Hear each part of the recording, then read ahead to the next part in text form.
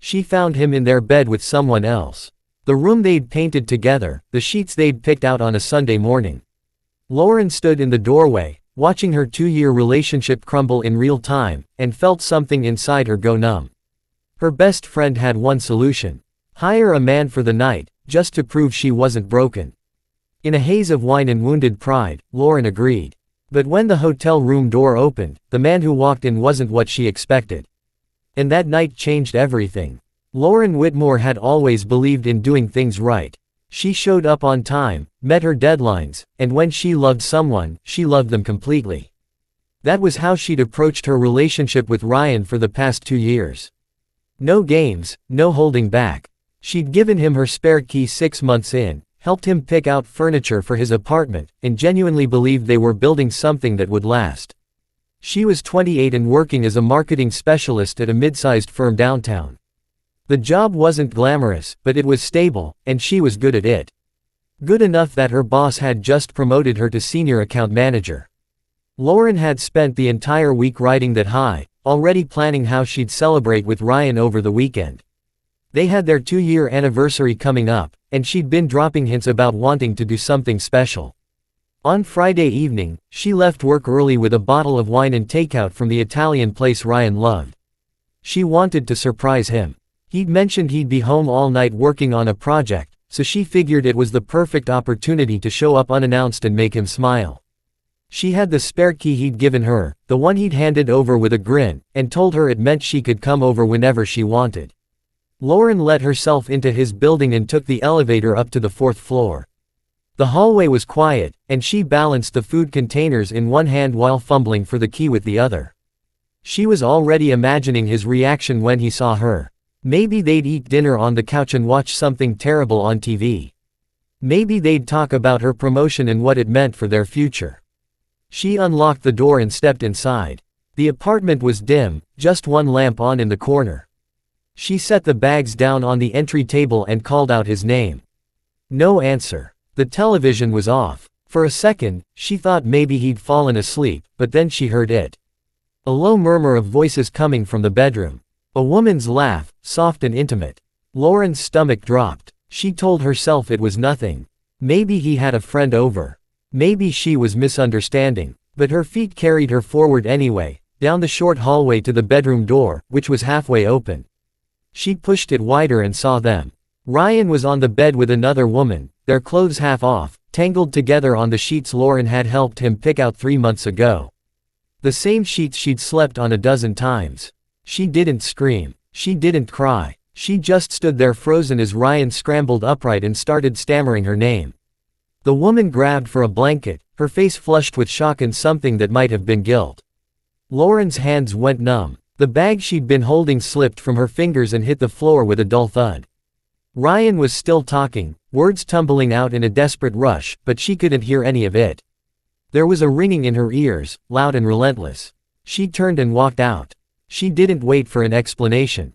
She didn't want one. The door clicked shut behind her, and she made it all the way to her car before the tears came. She sat in the driver's seat with her hands gripping the wheel, her vision blurring, and let herself fall apart in a way she hadn't since she was a kid.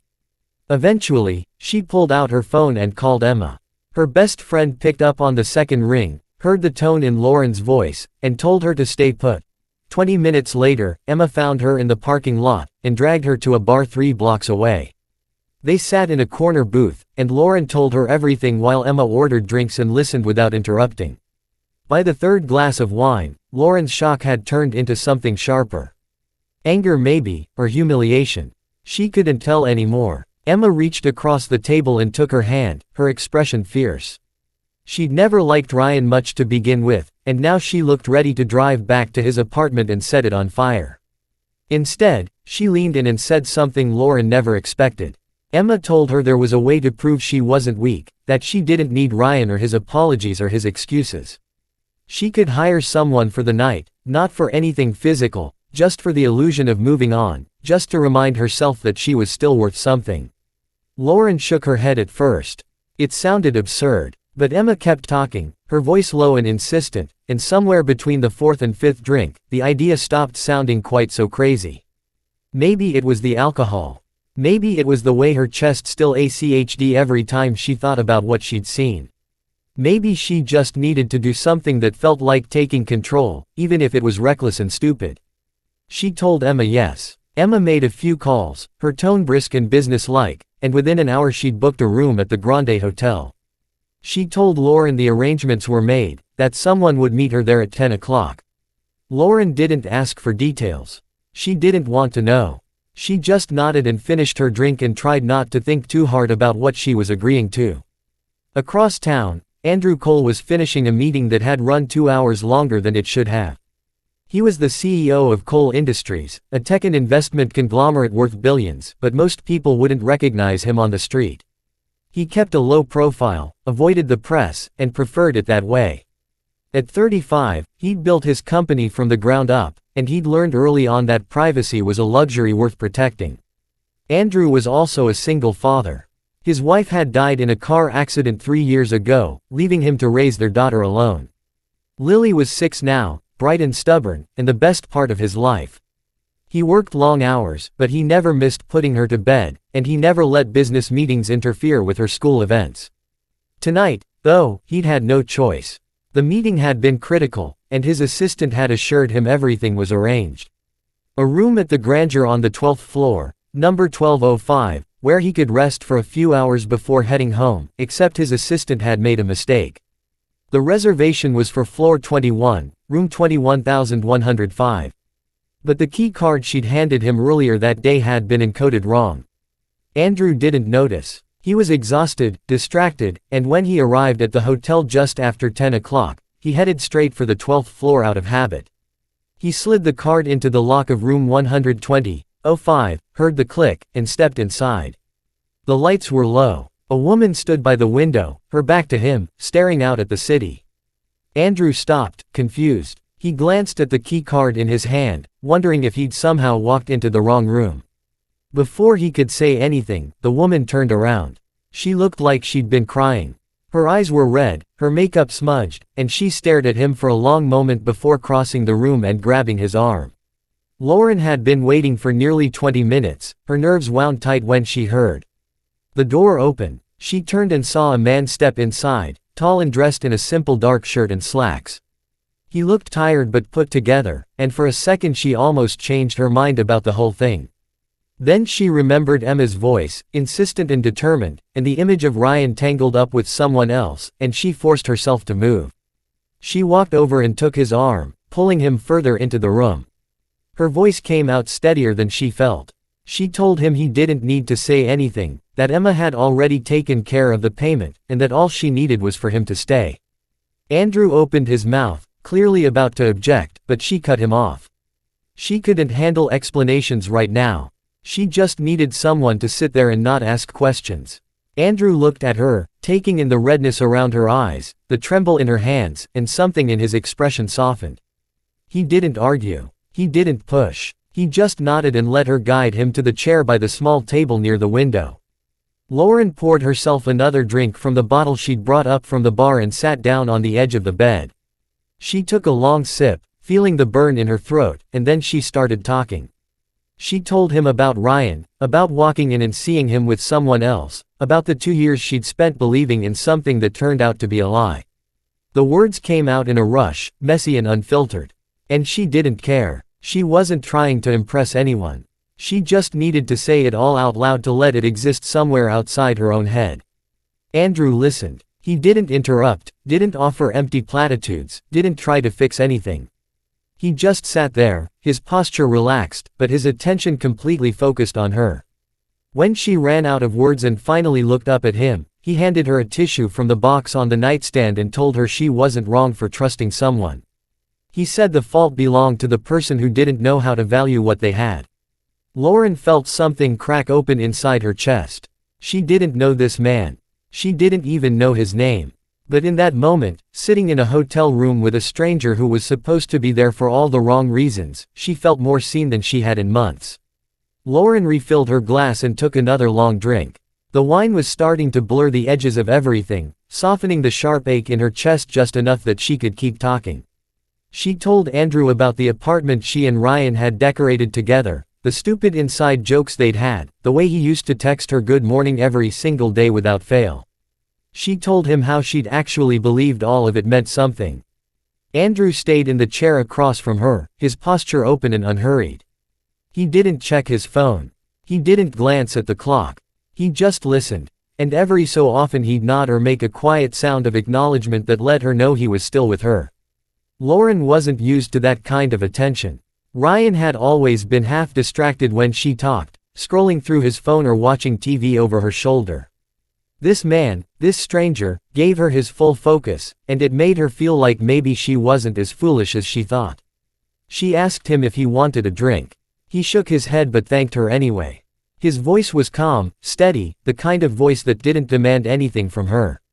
Lauren found herself relaxing in a way she hadn't expected. She'd thought this whole night would be awkward and transactional, something she'd regret in the morning. Instead, it felt almost normal, almost safe. After a while, the conversation shifted. Andrew started asking her questions, simple ones that didn't feel invasive. He asked about her work, what she liked about it, whether the promotion she'd mentioned earlier was something she'd been chasing for a while. Lauren answered without thinking too hard, grateful for the distraction.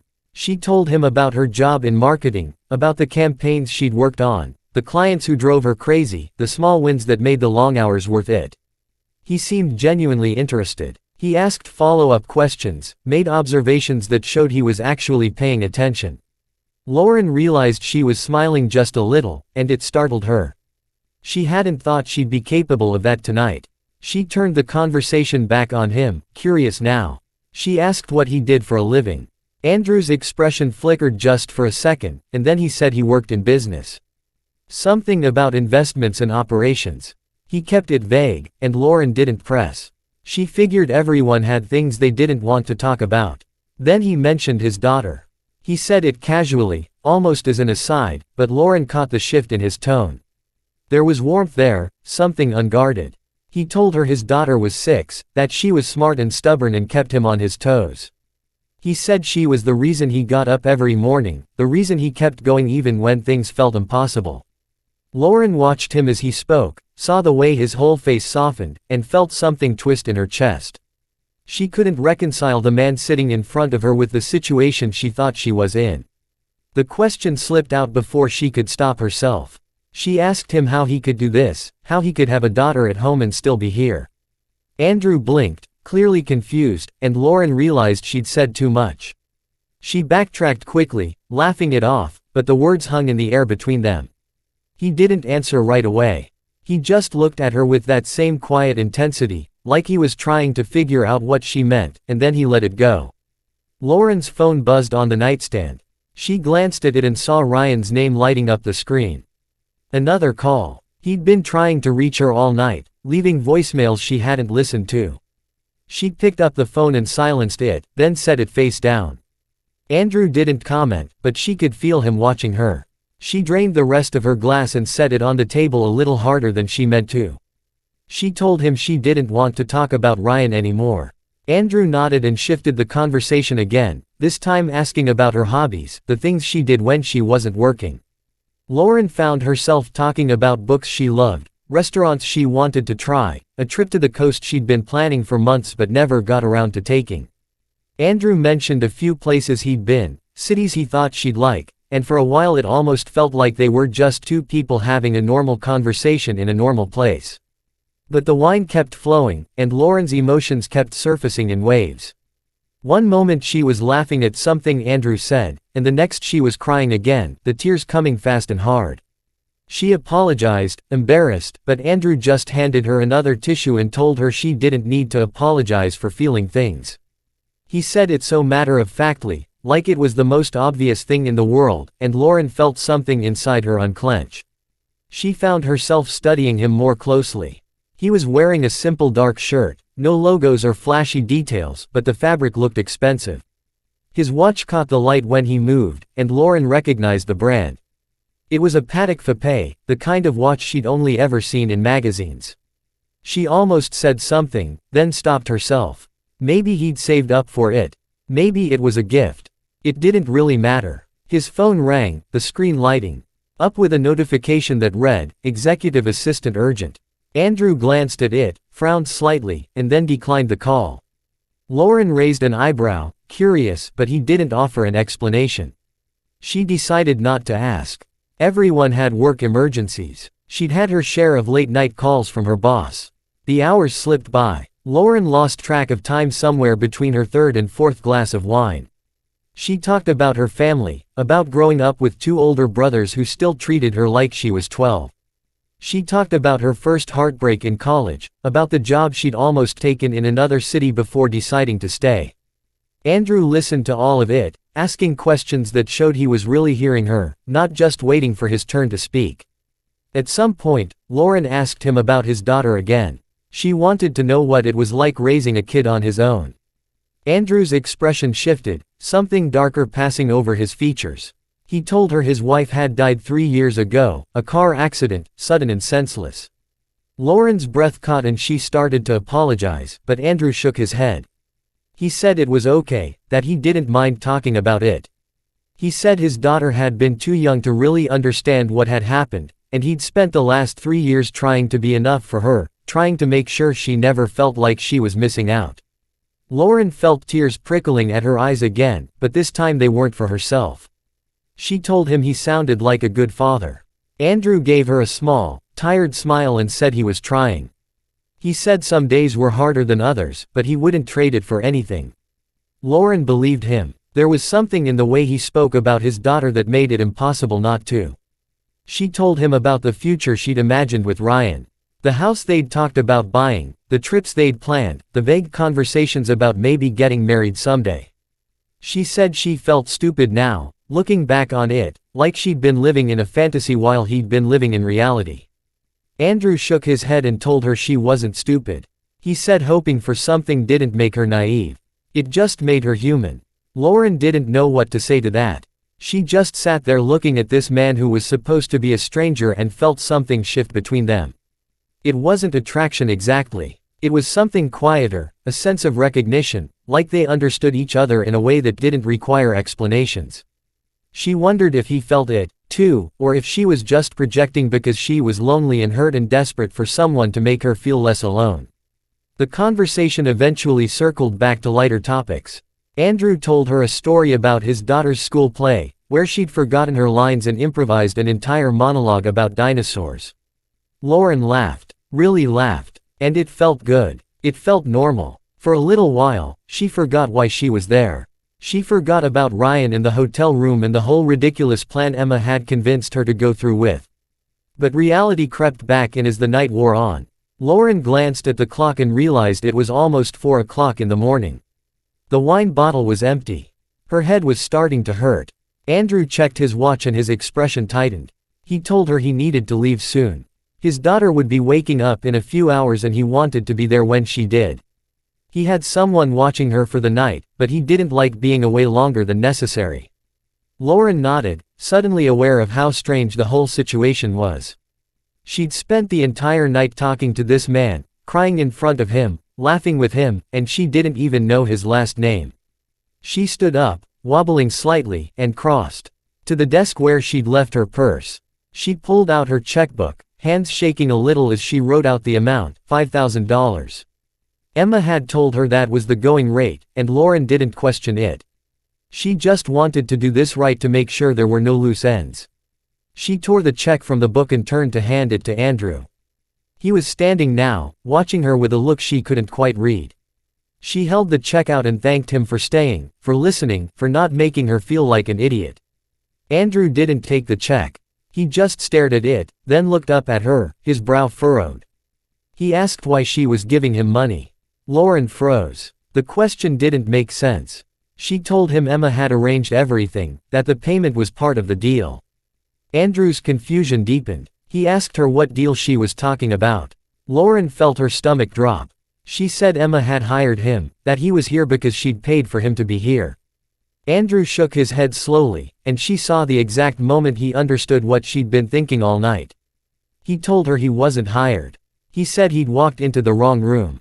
His assistant had booked him a room on the 21st floor, but the key card had been programmed incorrectly, and he'd ended up here by mistake. Lauren stared at him, the check still in her hand, and felt the floor tilt beneath her. She asked him to repeat that. Andrew did, his voice gentle but firm. He said he'd tried to explain when he first came in, but she'd been so upset, and he hadn't wanted to make things worse by correcting her. Lauren's face burned. She wanted to disappear, to melt into the floor and cease to exist. She'd spent the entire night pouring her heart out to a man who had no idea why he was there, who'd stayed out of kindness or confusion, or maybe just pity. She shoved the check back into her purse and turned away, unable to look at him. She told him she was sorry, that she'd made a mistake, that he should just go. Andrew didn't move. He told her she didn't need to apologize. He said he was glad he'd been there, that he'd wanted to stay. Lauren didn't believe him, but she nodded anyway, still not turning around. She heard him move toward the door, heard him stop. He said her name, and she finally looked at him. He was pulling something out of his wallet, a small white card. He held it out to her and told her if she ever needed to talk, she could call him. Lauren took the card. It had his name, Andrew Cole, and a phone number. Nothing else, no title, no company name. She thanked him quietly, and Andrew gave her one last look, something warm and sad in his eyes before he let himself out. The door clicked shut, and Lauren stood alone in the middle of the hotel room, holding a business card from a man she'd never see again. She sank onto the bed and covered her face with her hands. She didn't know whether to laugh or cry. The whole night had been one long, humiliating disaster, and somehow it had also been the most honest conversation she'd had in months. She looked at the card again, turning it over in her fingers, and wondered if he'd meant it. If she called, would he even remember her? Or would this just be one more strange story he'd tell at parties someday about the drunk woman who mistook him for an escort? Lauren set the card on the nightstand and lay back on the bed. Her head was spinning, and her heart felt too heavy for her chest. She thought about Andrew, about the way he'd listened without judgment, the way he'd looked at her like she mattered. She thought about his daughter waiting for him at home, and felt a pang of something she couldn't name. She told herself she'd throw the card away in the morning. She told herself she'd forget this ever happened, but deep down she knew she wouldn't. Lauren woke up the next morning with a pounding headache and a stomach full of regret. She checked out of the hotel as quickly as possible, avoiding eye contact with the front desk staff, and drove home in silence. The business card Andrew had given her sat in her purse, and every time she thought about it, her face burned with fresh humiliation. She'd made a complete fool of herself in front of a stranger, and worse, he'd been kind about it. She spent the weekend trying to forget. Emma called twice, asking how it went, but Lauren couldn't bring herself to explain what had actually happened. She told Emma everything was fine and left it at that. By Monday morning, she'd convinced herself she could move on. She threw herself into work, staying late at the office and volunteering for extra projects, anything to keep her mind occupied. Ryan kept trying to reach her. He sent texts, left voicemails, even showed up at her apartment once. Lauren ignored all of it. She blocked his number, deleted his contact, and started the slow, painful process of entangling their lives. She'd packed up the things he'd left at her place and dropped them off with his doorman without a word. She unfollowed him on social media and asked their mutual friends not to mention him around her. It wasn't easy, but it was necessary. 3 days after that night at the hotel, Lauren got a call from her boss. He asked her to come to his office right away, and the tone in his voice made her stomach drop. When she walked in, he was sitting behind his desk with a grim expression. He told her the company was being acquired. A larger firm had made an offer they couldn't refuse, and the transition would begin immediately. Most of the staff would be kept on, but there would be restructuring. Lauren would be moved to a new department, reporting directly to the acquiring company's executive team. Lauren asked which company. Her boss told her it was Cole Industries. The name didn't mean anything to her. She'd heard of it vaguely, knew it was some big tech and investment conglomerate, but that was all. Her boss explained that the CEO was notoriously private, rarely made public appearances, and ran the company with an iron grip. Lauren nodded along, already mentally preparing for the upheaval ahead. The following week, she received an email instructing her to report to Cole Industries headquarters for an interview. The position was for a senior executive assistant supporting the CEO directly. It was a significant step up from her current role. And despite everything, Lauren felt a flicker of excitement. She needed this. She needed something good to happen, something that would prove she was moving forward and not just falling apart. She spent the night before the interview researching the company, trying to find anything she could about the CEO. There were almost no photos of him online. A few grainy shots from charity events always taken from a distance. The articles about Cole Industries focused on the business itself, the acquisitions, the innovations. But Andrew Cole himself remained a mystery. Lauren found that strange, but she supposed some people valued their privacy. On the morning of the interview, she dressed carefully, a tailored navy suit, modest heels, her hair pulled back in a neat bun. She wanted to look professional, competent, like someone who had her life together, even if she didn't feel that way. She arrived at the Cole Industries building 15 minutes early and checked in with the receptionist who directed her to the top floor. The elevator ride felt endless. Lauren's heart was racing, and she couldn't tell if it was nerves or excitement or some combination of both. She stepped out into a sleek, modern hallway and followed the signs to the executive suite. A polished woman in her 40s greeted her and introduced herself as the outgoing assistant, explaining that she was being promoted to a different division. She led Lauren to a large conference room with floor-to-ceiling windows overlooking the city. The woman told her the CEO would be with her shortly and left. Lauren sat down at the long table and tried to steady her breathing. She reviewed her notes one more time, rehearsing answers to questions she thought he might ask. She wanted this job. She needed it. It felt like the first real opportunity she'd had in a long time, and she wasn't going to let nerves ruin it. The door opened behind her. Lauren stood and turned, ready to introduce herself. The man walking into the room had his back to her, speaking quietly into his phone. He ended the call and turned around, and Lauren's entire body went cold. It was Andrew, the same man from the hotel, the same man who'd sat with her for hours while she cried and talked and made a complete fool of herself. Andrew stopped mid-step. His eyes widened just for a fraction of a second and then his expression smoothed into something carefully neutral. Lauren couldn't move. She couldn't breathe. Her mind was racing trying to make sense of what she was seeing. Andrew Cole, CEO of Cole Industries, the man she'd tried to pay $5,000 for listening to her talk about her ex-boyfriend. Neither of them spoke for what felt like an eternity.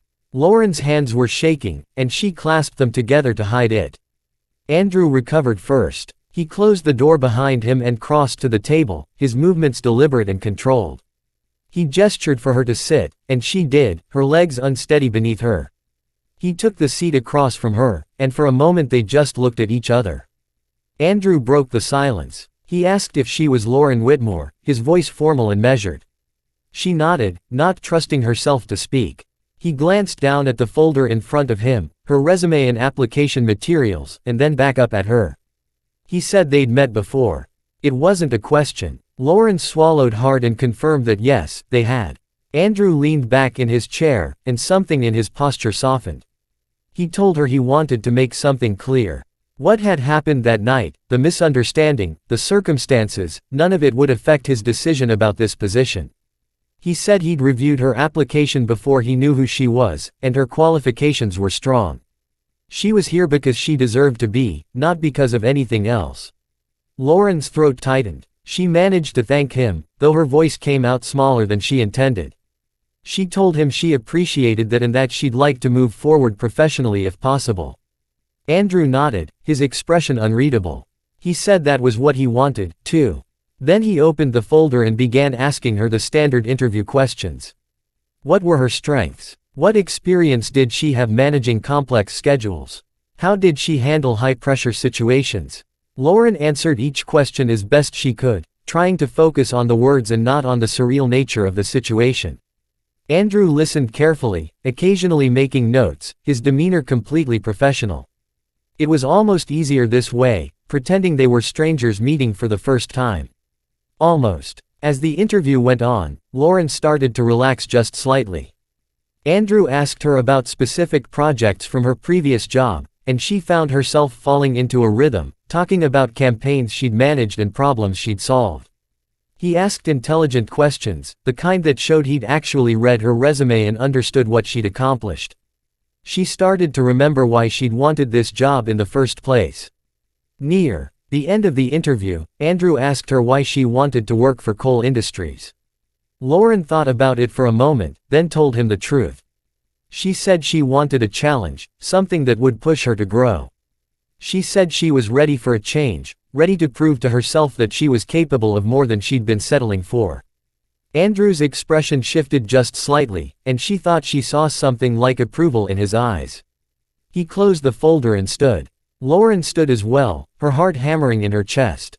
Andrew told her she had the job if she wanted it. Lauren blinked, surprised. She asked if he was sure, if he didn't need time to consider other candidates.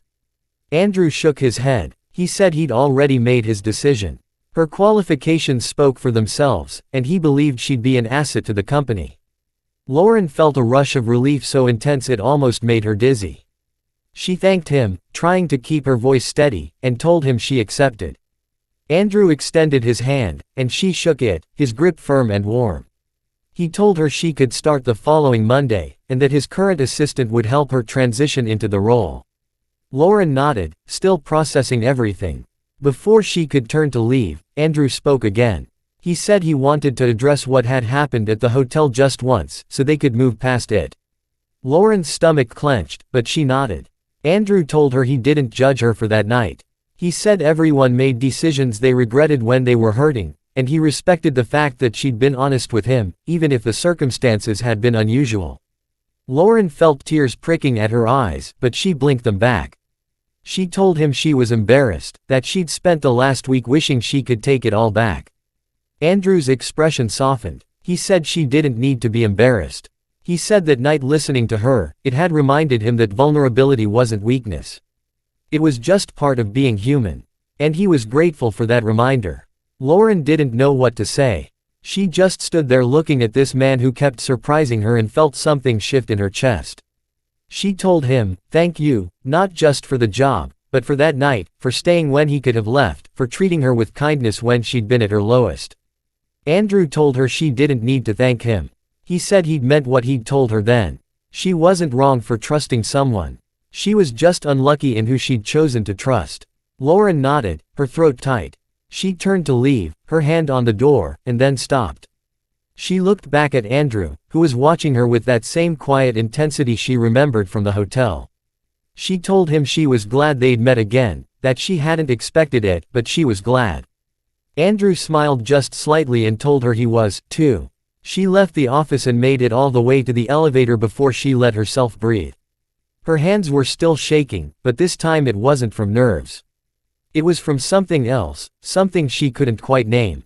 She thought about the business card sitting in her purse at home, the one she'd kept even though she'd told herself she'd throw it away. She thought about Andrew's daughter, about the way his whole face had changed when he talked about her.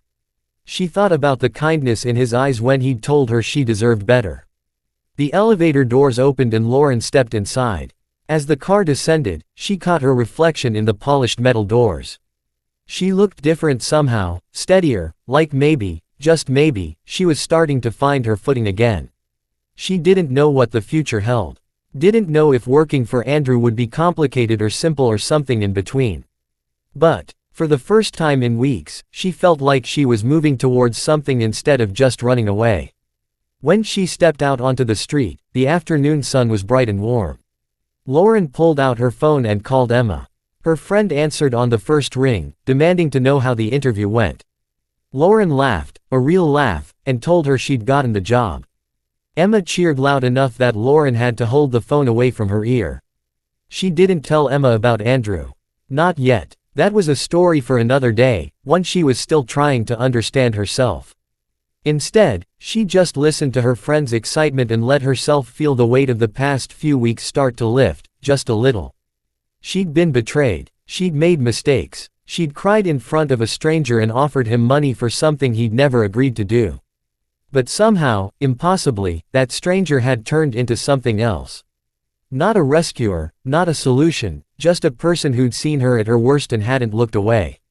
And now he was her boss. Lauren shook her head at the absurdity of it all. If someone had told her a week ago that this was where she'd end up, she never would have believed them. But standing there on the sidewalk, phone pressed to her ear, sunlight warming her face, Lauren realized something. Maybe this wasn't an ending at all. Maybe it was just a